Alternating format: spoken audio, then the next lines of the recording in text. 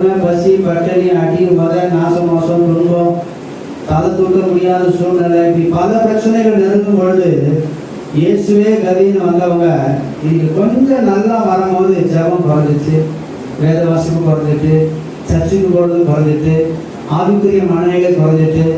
ஏன்னா எல்லாம் கையில் இருக்கு, எதுக்காக ஜெபிக்க வேண்டிய அவசியம் இல்லை. நல்ல வேலை கொடுத்துருக்காரு, நல்ல வருமானம் கொடுத்துருக்காரு, எல்லாம் இருக்கு. ஆண்டவருடைய அன்பை இழந்து போனார். உயர்மை நிமித்தம் ஆண்டவருடைய அன்பை இழந்து போகிறார். வேதத்துல கூட ஒரு பணக்கார ஒரு மனுஷன் வந்து கேட்கிறாங்க, நான் நித்திய ஜீவனை சோதரித்து கூட என்ன பண்ணணும்? ஆண்டவர் சொல்றாரு, உனக்கு உண்டானது எல்லாவற்றையும் பற்றி யாரு கொடு? தரத்திற்கு கொடு. அவன் வேதம் சொல்லுது, அவன் துக்கமாய் போயிட்டான். இதை இயேசு சொல்லுவார், அவன் எதிர்பார்க்கவே இல்லை.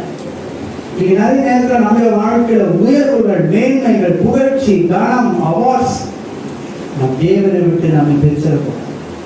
பவுல் சொல்றாரு, இப்படிலாம் வந்தாலும், எப்படிலாம் வந்தாலும் நான் எவ்வளவு உயர்த்தப்பட்டான், எவ்வளவு மேன்மை கிடைச்சான்.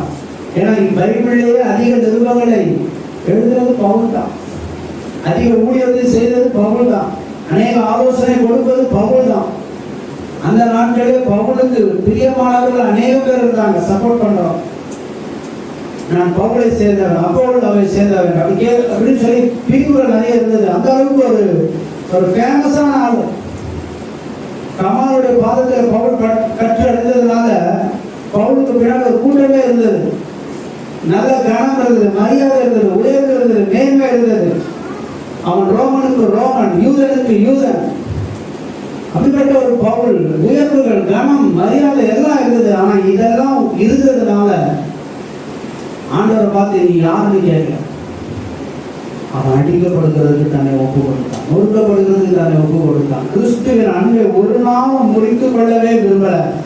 அதான் வேதம் சொல்லுது. அவன் சொல்றான், லாபமானது எல்லாம் நஷ்டம் என்று கருதுகிறேன். சொல்லுமையாம் இன்னைக்கு நாம் என்ன செய்யறோம்? எதெல்லாம் லாபமோ அதை நாம் இன்னும் மேலே பாராட்டோம், மெச்சி கொள்கிறோம். கடைசியில் கிறிஸ்துவின் அன்பையே இழந்து போயிடுறோம்.